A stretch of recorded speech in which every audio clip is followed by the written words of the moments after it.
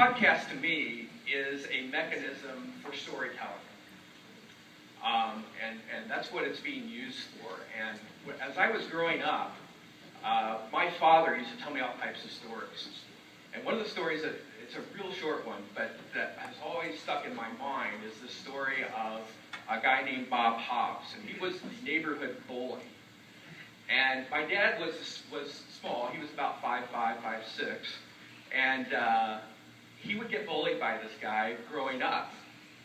And so my dad couldn't figure out a way to get this guy to stop bullying him. So what he wound up doing was he told the story of, hey, I've got this cousin.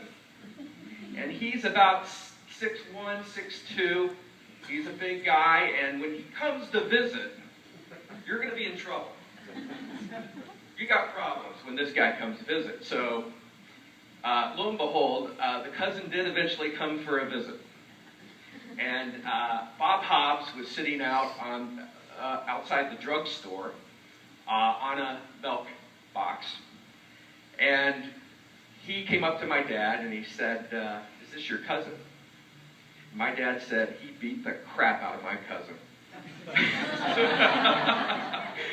So, you know, there's lessons in most of the stories that you're told. I had my dad tell me that story 100 times.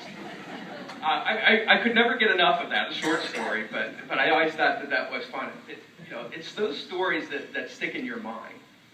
And, there's the story of Dr. Deming on July 13th, 1950, where he told the Japanese that if you follow my teachings, that in 5 years you will have products, or your products, the world over, the countries will be screaming for protection. And in his words, they did it in 4. That's a great story. I love that story. And then in 1980, on June 24th, 1980, Claire Crawford Mason and Lloyd Dobbins had created the If Japan Can, Why Can't We? What a great story. It sparked a equality movement in the States. And, this conference is about storytelling. It's been all about the stories and the things that you're going to take back. You're going to say, look, this stuff really works. And I have proof.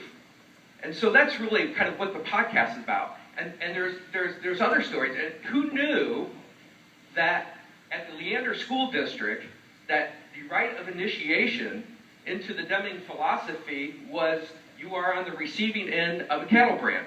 I didn't know that. Did you know that?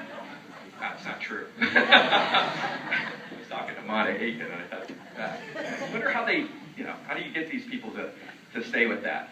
But our hope, my hope, is that the podcast will provide a story that creates curiosity and that creates a spark to ignite the next Leander, the next New York label, and the next plural site. And is Keith Sparkjoy still here?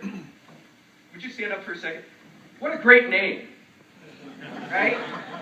He provides, spark joy, right? Spark joy in your work. What a great example, and these are the types of stories that we're looking for. The key to this is, thank you, Keith, you can be the spark for your organization. Everyone in here has a story to tell. And so I would encourage you to give me your business card, call me, email me, to let me know what your story is. Because everyone's either in the middle, the beginning, the end, it never ends though, of their story. And we want to hear those stories. If you can share those stories with us, we want to have you on the podcast. And this isn't all about successes, right? If you're dealing with the Deming philosophy, you're struggling, right? And so we want to hear those stories too. What are you struggling with? What are the successes that you're having? So, we are truly the crazy ones. And, we want to spark joy, and we want to be able to make change in the world. And podcast is just one mechanism to help facilitate that, and I hope you guys all participate. Thank you.